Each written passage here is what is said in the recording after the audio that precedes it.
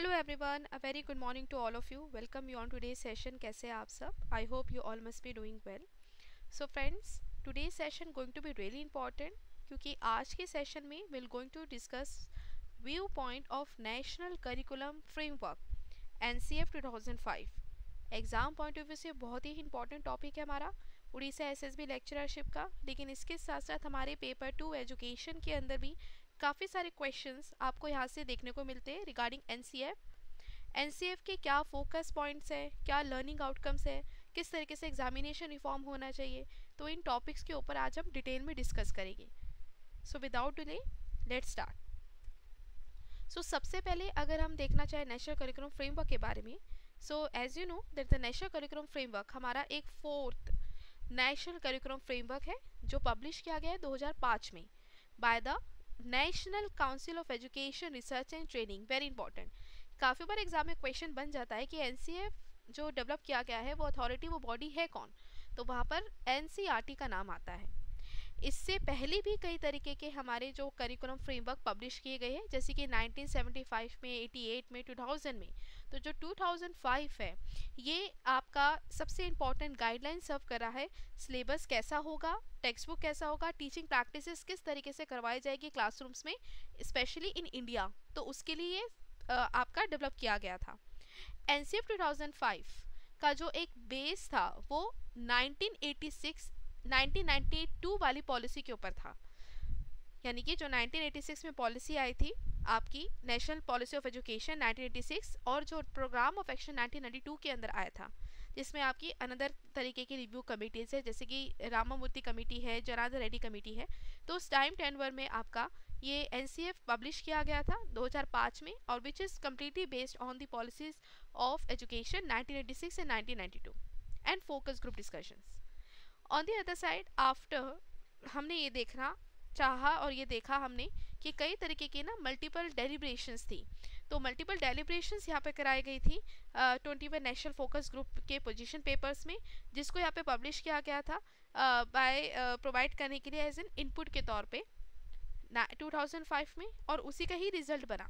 तो यानी कि after the multiple deliberations 21 national focus group position papers also publish which back the NCF 2005. यानी कि NCF 2005 में कई तरीके के ऐसे हमारे पोजीशन पेपर्स बने जो कि उसको बैकअप प्रोवाइड करते थे, एक तरीके का उसको सपोर्ट सिस्टम प्रोवाइड करते थे.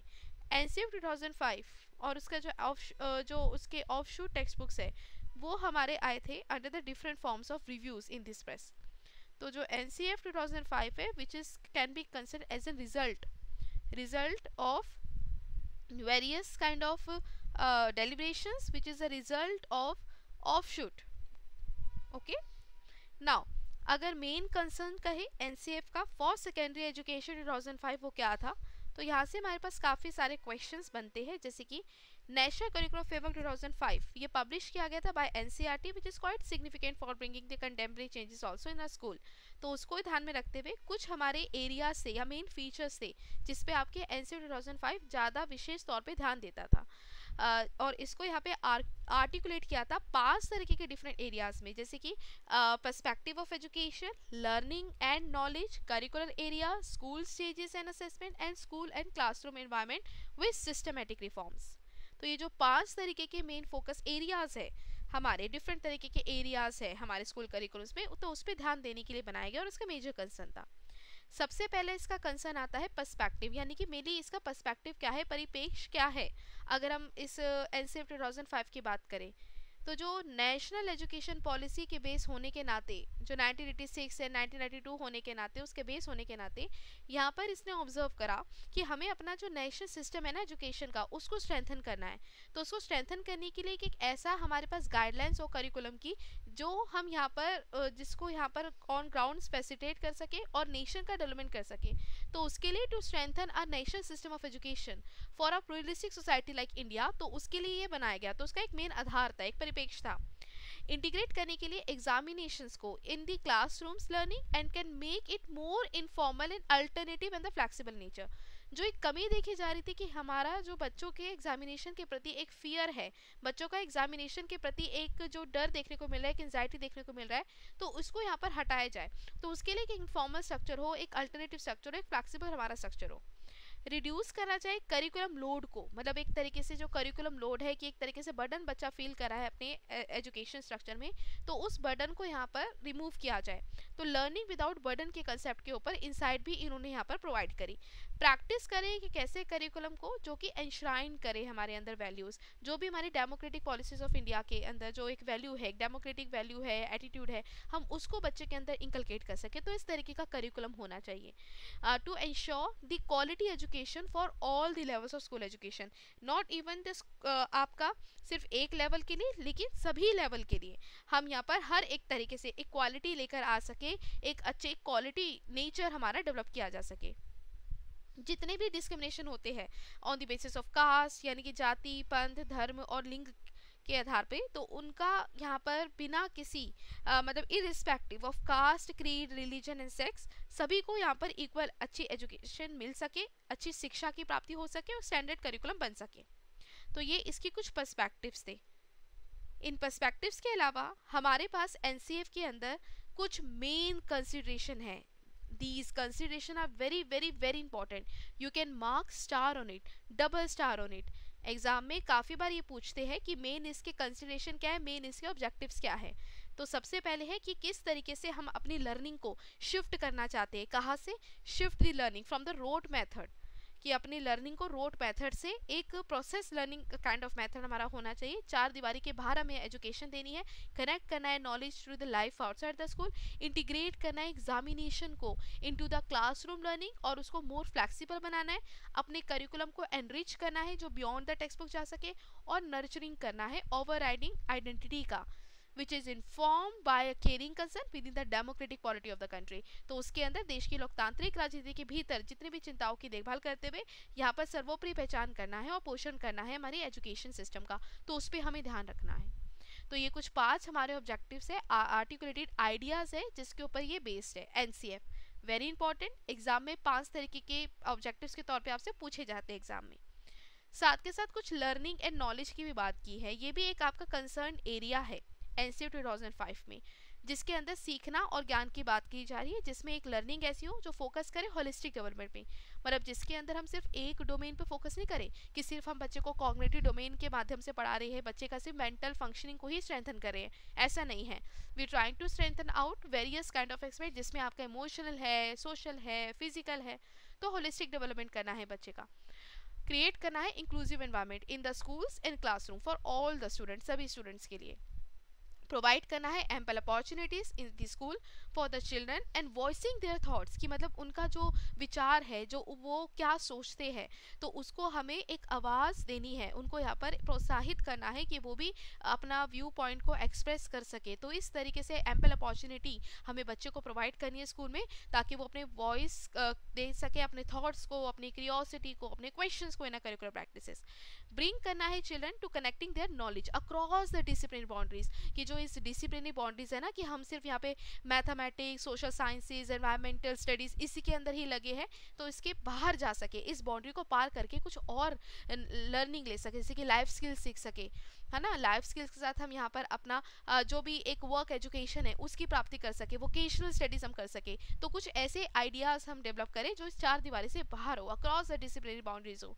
एंगेज करना है लर्नर्स को इन ऑब्जर्वेशन, बिकॉज ये जो एनसीएफ 2005 का जो कंसेप्ट है, ये आपका रिसेंट जो एनसीएफ जो आपका आया है 2020 वाला फॉर स्कूल एजुकेशन, उसके अंदर भी बात की गई है कि हमारी एक ऐसी लर्निंग होगी जो जिसमें बच्चे को ऑब्जर्व करना सिखाया जाएगा, एक्सप्लोर करना सिखाया जाएगा, बच्चा यहाँ पे डिस्कवरी करेगा, एनालाइज करेगा, क्रिटिकल रिफ्लेक्शन करेगा, इंक्वायरी यहाँ पर होगी, तो वो सारी चीज़ें हमारे यहाँ पर आएगी। साथ के साथ हम किस तरीके से कनेक्ट कर पाए बच्चे की चिल्ड्रन को के एक्सपीरियंसेस को विद द लोकल नॉलेज, उसके साथ हमें ज़्यादा एक एम्फेसाइज उसको करना पड़ेगा, एनकरेज करना पड़ेगा अपने स्टूडेंट्स को कि वो यहाँ पे इंटरेक्ट कर सके अपने पीयर के साथ, टीचर्स के साथ और अदर पीपल्स के साथ, जो उनके लिए एक ज्ञान का जो चक्षु है वो खोल सके। तो यानी कि encouraging the student to interact with the peers, teachers and other people which would open up the many more rich learning opportunities for them। ठीक है, तो ये क्या है, लर्निंग एंड नॉलेज, जो आपका तीसरा मेजर कंसर्न है। इसके साथ साथ कुछ करिकुलर एरियाज भी है, कुछ स्कूल स्टेजेस भी है और कुछ असेसमेंट की भी बात की गई है। तो यहाँ पर हमारे सब्जेक्ट ओरिएंटेड कि subject oriented, curricular oriented, language कौन कौन सी स्किल्स बच्चे को देनी है लैंग्वेज के रिगार्डिंग, मैथमेटिक्स में क्या चीज़ें होगी, साइंस सब्जेक्ट में क्या चीज़ें आप इंक्लूड करेंगे, सोशल साइंसेस में क्या होगा, स्कूल एंड क्लासरूम का एनवायरनमेंट क्या है और सिस्टमेटिक रिफॉर्म्स क्या होगी। तो ये सभी तरीके की करिकुलर एरियाज है, स्कूल स्टेजेस है और हमारे असेसमेंट के अंदर आ रहे हैं। तो हम वन बाय वन करके देखते हैं रिगार्डिंग द सब्जेक्ट्स। तो सबसे पहले लैंग्वेज, यहाँ पे जो 3 लैंग्वेज फॉर्मूला है ना, हमें उसको अपनाना है कि जिसके अंदर R1 आपका, R2 और R3 होगा। R1 क्या है यहाँ पर, R1 यानी कि जो बच्चा अपनी लैंग्वेज को पहला बोल रहा है, जैसे कि वो जो मदर टंग है, जो उसकी लैंग्वेज है मदर टंग, तो वो हमें सिखानी है। दूसरा आपको इसमें बच्चे का हिंदी में मास्टरी करनी है। हिंदी के अलावा आप इंग्लिश भी देख सकते हैं वहाँ पर, मतलब कोई ऐसी लैंग्वेज एज अ तीसरे तौर पे इंग्लिश, हिंदी और एक उसकी रीजनल लैंग्वेज मदर टंग। तो 3 तरीके की लैंग्वेज की बात की जा रही है, R1, R2 एंड R3। तो जो लैंग्वेज के अंदर हम बच्चे को इतना प्रोफिशिएंसी गेन करवाए कि बच्चा स्किल्स जनरेट कर पाए कि किस तरीके से बोलना है, सुनना है, रीड करना है, राइट करना है, डिस्कस कैसे करें, functions of language across the curriculum, वो हमें ध्यान देना है। 3 लैंग्वेज फॉर्मूला को इंक्लूड करना है जिसमें मदर टंग होगा as a medium of instruction at the elementary level, English भी हमारी नीडेड होगी to find its space along with the other Indian languages, multilingual character बच्चे के अंदर डेवलप करना है ताकि एनरिचमेंट हो सके। तो ये हमारे पास मेन फोकस था।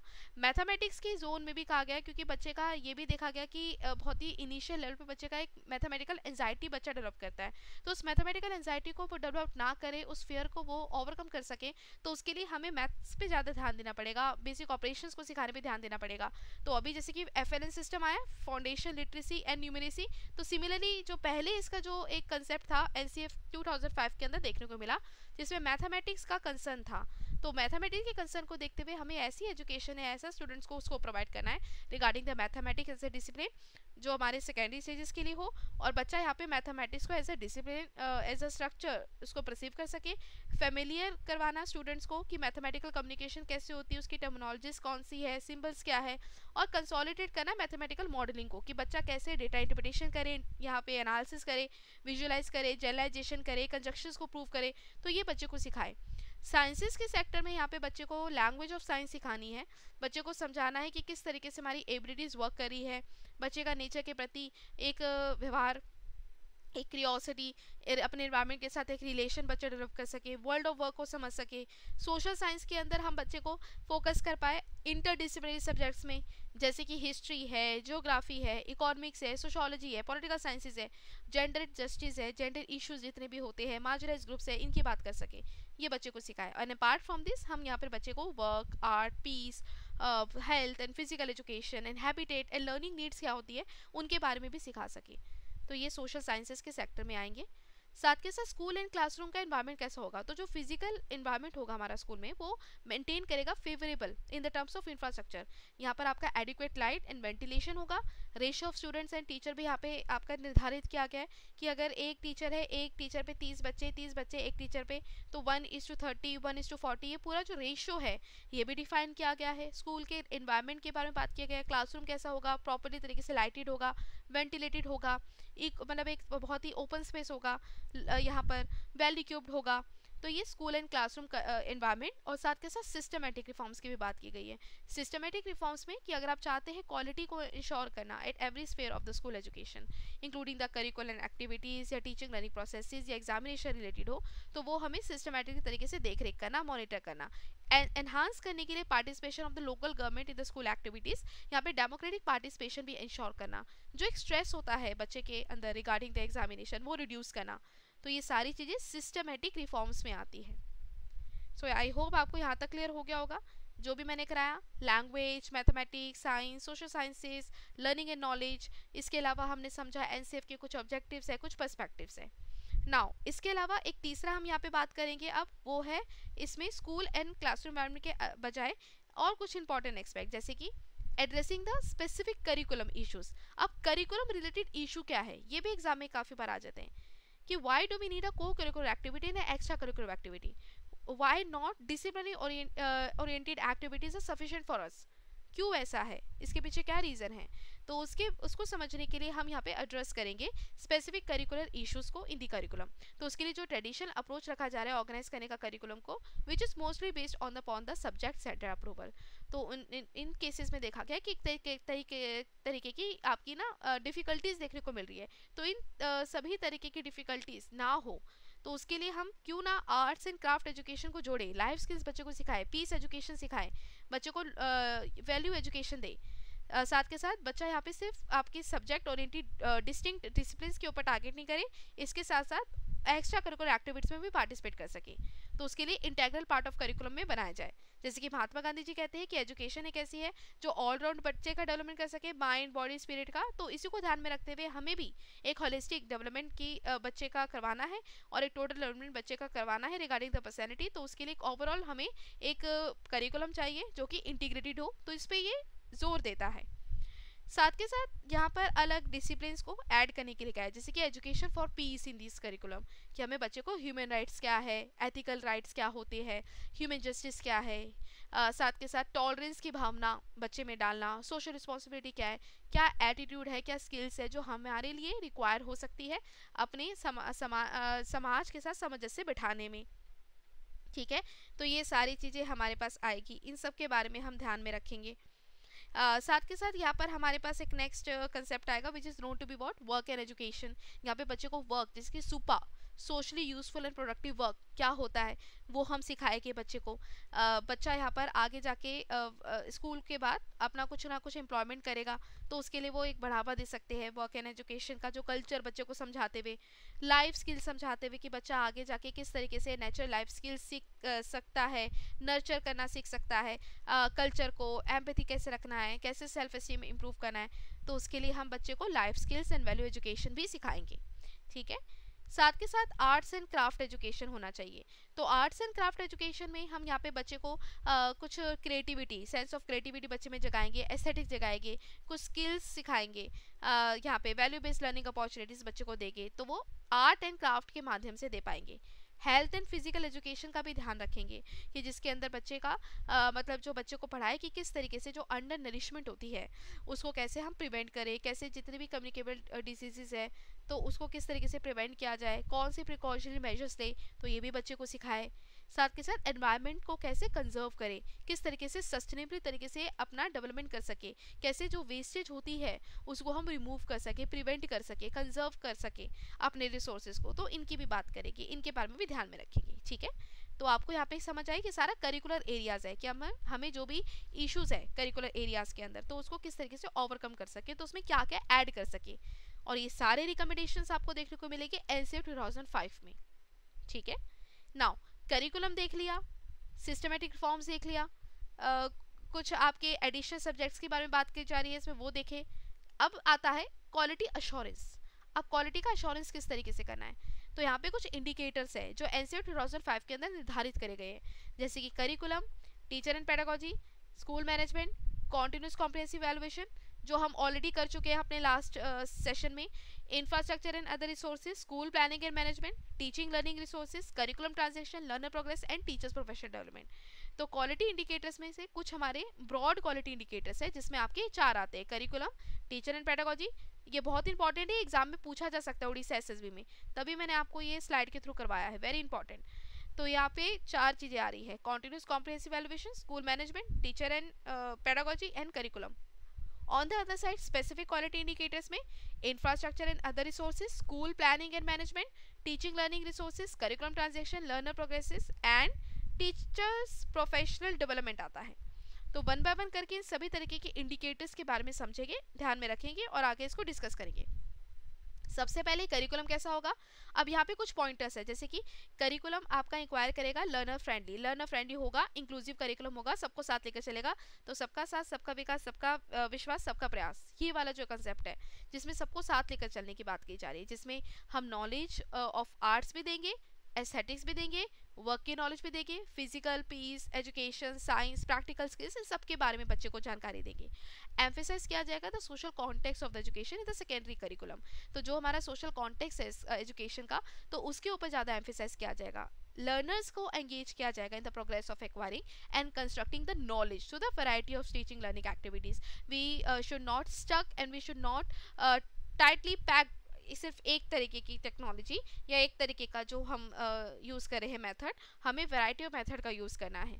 रिक्वायर करेगा लर्नर्स का reflection on the text, contents and activities in the curriculum. साथ के साथ डिफरेंट तरीके के कंपोनेंट्स ऑफ करिकुलम, जितने आर्ट्स है, क्राफ्ट है, हेल्थ है, पीस है, इसको भी हम ऐड करेंगे और एक ऐसा स्पेस प्रोवाइड करेंगे, ऐसा स्कोप प्रोवाइड करेंगे लर्नर को कि वो वोकेशनल स्किल्स भी डेवलप कर सके और एरियाज डेवलप कर सके।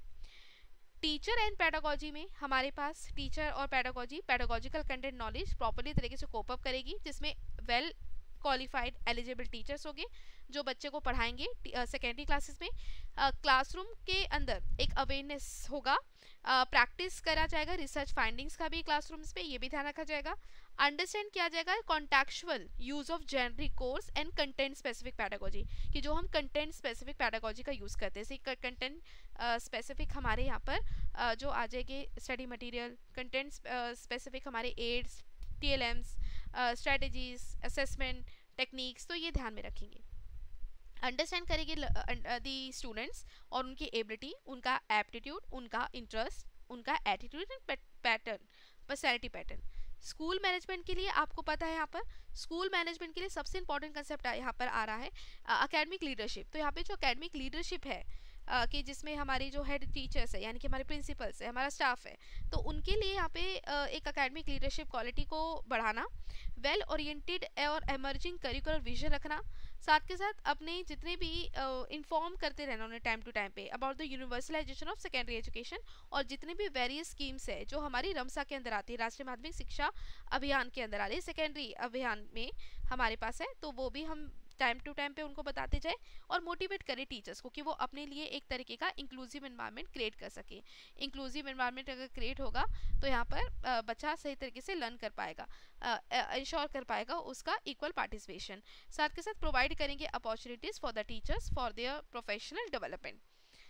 कॉन्टिन्यूस एंड कॉम्प्रिहेंसिव एवलुएशन भी है, क्योंकि एक फियर है जो एग्जामिनेशन को देने में बच्चा फील कर रहा है, तो उसका फियर ना हो, तो कॉन्टिन्यूस कॉम्प्रिहेंसिव एवलुएशन होना चाहिए, जिसमें हम CCE का अपनाएं, सतत व्यापक मूल्यांकन करें, इंटीग्रेट करें assessment as one of the component in the teaching learning process, ensure करें कि असेसमेंट होना, स्ट्रेटजीज़ का असेसमेंट स्ट्रेटजीज़ का यूज़ करें which enhance the learning of the students and assess behavior of the students। साथ के साथ क्रिएट करें environment for practicing the formal as well as the informal strategies, और प्रैक्टिस करें कंस्ट्रक्टिव असेसमेंट। तो ये कॉन्टिन्यूस कॉम्प्रिहेंसिव एवलुएशन का part बनेगा। साथ के साथ आपका यहाँ पर स्कूल प्लानिंग एंड मैनेजमेंट के लिए SMC आ जाएगी, वेरी इंपॉर्टेंट। जितने भी आपकी स्कूल मैनेजमेंट कमिटीज़ है जिसमें एक पेरेंट्स का पार्टिसिपेशन है, कम्युनिटी का पार्टिसिपेशन है मीटिंग्स में, और ये बताने में कि किस तरीके का करिकुलम होना चाहिए, क्या टीचिंग एड्स का यूज़ करते हुए बच्चे को पढ़ाना चाहिए, तो ये पेरेंट टीचर मीटिंग, आपस में collaboration of the teachers and students हो, यहाँ पर कम्युनिटी का पार्टिसिपेशन हो, तो उसके लिए स्कूल प्लानिंग अच्छे तरीके से की जा सके, इस पर आपको ध्यान देना है। ठीक है, ये सारी चीज़ें आएगी आपके स्कूल मैनेजमेंट में। साथ के साथ टाइम टू टाइम पे मॉनिटर भी करना है, कोऑर्डिनेटर्स हमारे जो ब्लॉक लेवल पे क्लस्टर लेवल पे होंगे वो भी ध्यान देंगे, और टीचर लर्निंग रिसोर्सेज भी यहाँ पे होंगे, जैसे कि टीचर्स यहाँ पे मैनुअल्स का यूज़ करें, रिसोर्स बुक्स का यूज़ करें, रेफरेंसेस का यूज़ करें, असेसमेंट का यूज़ करें, मैनुअल्स के साथ साथ टीचिंग एड्स यहाँ पर हो। ठीक है, तो ये सारी चीज़ें आएगी। टीचर्स के प्रोफेशनल डेवलपमेंट में भी ध्यान दिया जाएगा कि टीचर्स का समय समय पे अपग्रेड, टीचर के साथ सेमिनार्स, वर्कशॉप्स, कॉन्फ्रेंसेस ऑर्गेनाइज करे जाएंगे। टीचर्स का नीड है टू एम्पावर करने का स्किल, इंफॉर्मेटिव एंड एक्सेप्ट करें टाइमली चेंजेस जो हमारे अंदर आ रहे हैं, तो उसको भी ध्यान में रखेंगे। पार्टिसिपेशन होगा हर एक तरीके से सेकेंडरी स्टेज पे टीचर्स का इन द रेगुलर ट्रेनिंग के बेसिस पे, जो NCERT या CRT या CT के अंदर ट्रेनिंग होती है, तो उसका भी ध्यान में रखा जाएगा। ठीक है, और टीचर्स का प्रोफेशनल डेवलपमेंट भी होगा, जिसमें आपका टीचर्स का समय समय पे कैपेसिटी बिल्डिंग प्रोग्राम के अंदर टीचर्स का एक पार्टिसिपेशन भी देखा जाएगा। ठीक है, तो ये सारी चीज़ें टीचर्स की प्रोफेशनल डेवलपमेंट में आती है। कुछ स्ट्रैटेजीज़ भी है जो हम यहाँ पर ध्यान में रखेंगे। स्ट्रैटेजीज़ क्या क्या है, जैसे कि अगर आप चाहते हैं इन्वॉल्वमेंट हो सके सभी तरीके के स्टेक होल्डर्स के लिए, तो उस केसेस में आपको इंडिविजुअल जैसे कि स्टूडेंट्स है, टीचर्स है, कम्युनिटी मेंबर्स है, मेंबर्स है of the school management committees, local government है, तो इनका प्रॉपर इन्वॉल्वमेंट हो सके, ये आपको इंश्योर करना है। स्कूल एक्टिविटीज़ में, क्लासरूम टीचिंग में यहाँ पर उनको इंक्लूड करें। साथ के साथ यहाँ पे चेंजेस लेकर आए, नए तरीके के डेवलपमेंट लेकर आए करिकुलम में time to time. Appropriate strategies को अपनाएं, जैसे कि अलग अलग तरीके की स्ट्रैटेजीज, और साथ के साथ एक ट्रांसपेरेंसी हो स्टूडेंट्स की वैल्यूएशन में, उनकी एक्टिविटीज़ को ऑर्गेनाइज करने के लिए, जैसे कि कल्चर एक्टिविटीज़ होगी, स्पोर्ट्स हो गया, गेम हो गया, और पैडागोजिक स्ट्रैटेजीज का भी यूज़ करें कि चाइल्ड सेंटर पैडागोजी हो, एक्टिविटी बेस्ड हो। तो आपसे क्वेश्चन पूछ सकता है एग्जाम में कि अगर आप चाहते हैं कि मतलब क्वालिटी इंप्रूवमेंट करना सेकेंडरी स्कूल्स में, तो उसके लिए आप क्या कर सकते हैं, तो उसके लिए आप ये प्रावधान कर सकते हैं, जिसमें एक्टिविटी बेस्ड लर्निंग होगी, चाइल्ड सेंटर लर्निंग होगी, प्रैक्टिस किया जाएगा, असेसमेंट स्ट्रेटजीज जो एनहांस करेगा लर्निंग इन द स्टूडेंट्स, और ब्रॉडली तरीके से प्रैक्टिस करेगा the constructive pedagogy approach in the teaching and learning process in schools. ठीक है, तो ये कुछ स्ट्रेटजीज होगी हमारी। तो ये सारा मैंने आपको एनसीएफ के बारे में समझाया है, तो आई होप आपको यहाँ पर समझ आया होगा। फोकस एरिया के साथ साथ सारा सिस्टमेटिक रिफॉर्म्स एंड एग्जामिनेशन वगैरह के बारे में हमने बात करी है। तो सेशन कैसा लगा है मुझे ज़रूर बताना, सेशन बहुत इंपॉर्टेंट है आपके लिए, आपसे इसे काफ़ी सारे क्वेश्चंस भी पूछे जाएंगे, और क्वेश्चंस आपके कहाँ से बनेंगे, यहाँ से एड्रेसिंग करना स्पेसिफिक करिकुलम, और इसके साथ साथ आपके ये जो आर्टिकुलेटेड आइडियाज़ है, इनसे आपके सारे काफ़ी सारे क्वेश्चन बनते हैं। ठीक है, तो सेशन कैसा लगा है फीडबैक जरूर देना। साथ के साथ जो भी बच्चा इंटरेस्टेड है, तो यहाँ पे आपका दिवाली धमाका ऑफर चल रहा है, तो दिवाली धमाका ऑफर के अंदर आप यहाँ पर 10% आपको डिस्काउंट मिल रहा है, which is only valid till 12 नवंबर 2023, क्योंकि दिवाली है तो आपका ये पूरा ऑफर चल रहा है। तो हर कोई भी कोर्स आप परचेज करे हैं, तो सभी कोर्स पे आपका, चाहे वो 9 मंथ का है या फिर आपका वो 3 मंथ्स का है, 2 मंथ्स का है, या 35 डेज़ का है, यानी कि ये जो कोर्स आप देख रहे हैं 35 डेज़ 1950 वाला, इस पे भी 10% का ऑफ आपका चल रहा है, जिसमें हम 35 डेज़ के अंदर पूरा सिलेबस का रिवीजन कर रहे हैं, एक्सपेक्टेड क्वेश्चंस प्लस प्रीव्यू कर रहे हैं, और मॉक टेस्ट कर रहे हैं। तो अगर आप चाहते हैं कोर्स को लेना फॉर अपकमिंग 35 डेज़ के लिए, और जो अभी आपका ऑनगोइंग चल रहा है उसके लिए, तो आप ये सभी तरीके के कोर्सेज को ज्वाइन कर सकते हैं और दिवाली धमाका ऑफर को अवेल कर सकते हैं। सभी कोर्सेज पे वो एप्लीकेबल है। आपको इस सभी की जानकारी मेरी ऐप के थ्रू मिल जाएगी। अगर आप मेरे ऐप के अंदर ज्वाइन है तो आपको वो सारी इंफॉर्मेशन मिल जाएगी। नहीं तो अगर कोई भी क्वारी है तो you can directly contact me on this number, this is the number 9821777461 WhatsApp करके, और ये मेरा ईमेल आईडी है। आप ईमेल आईडी के थ्रू भी मेरे से कांटेक्ट कर सकते हैं और मुझे फॉलो कर सकते हैं मेरे चैनल पे net education Nidhi Vysya. So thank you so much everyone आज के सेशन के लिए। कैसा लगा सेशन, अपना फीडबैक जरूर प्रोवाइड करना। Take care everyone and all the very best for your exam.